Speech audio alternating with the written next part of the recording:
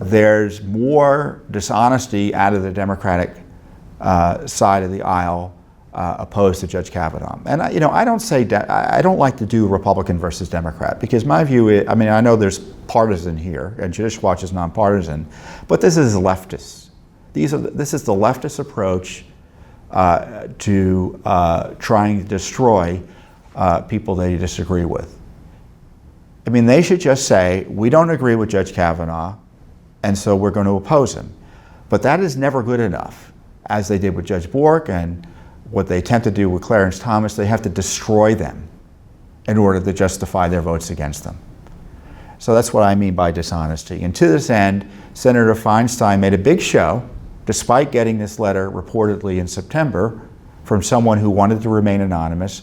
I guess a girl who was in high school with Judge Kavanaugh, or high school age with Judge Kavanaugh, and alleges that Judge Kavanaugh engaged in some type of misconduct.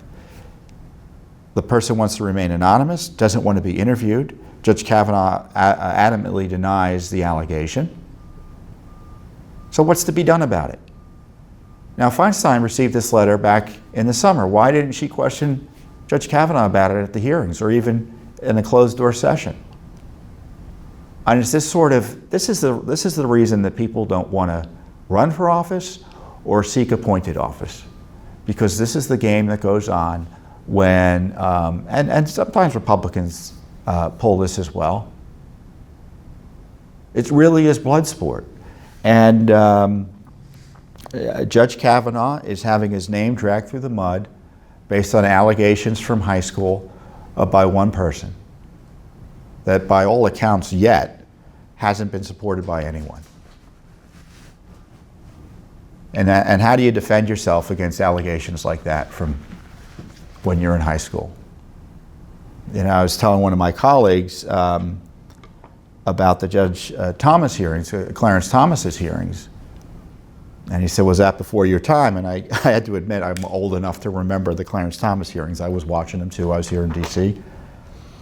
And I saw what the left did there, tried to do to Judge Thomas. And it was unsuccessful. So I don't know what's going to happen with Judge Kavanaugh, given the latest craziness that's going on with Senator Feinstein.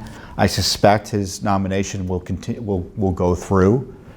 And you can see why it is perhaps this allegation erupted or came out at the last minute, because they saw that they had failed to destroy Kavanaugh at the confirmation hearings, even though they broke the rules.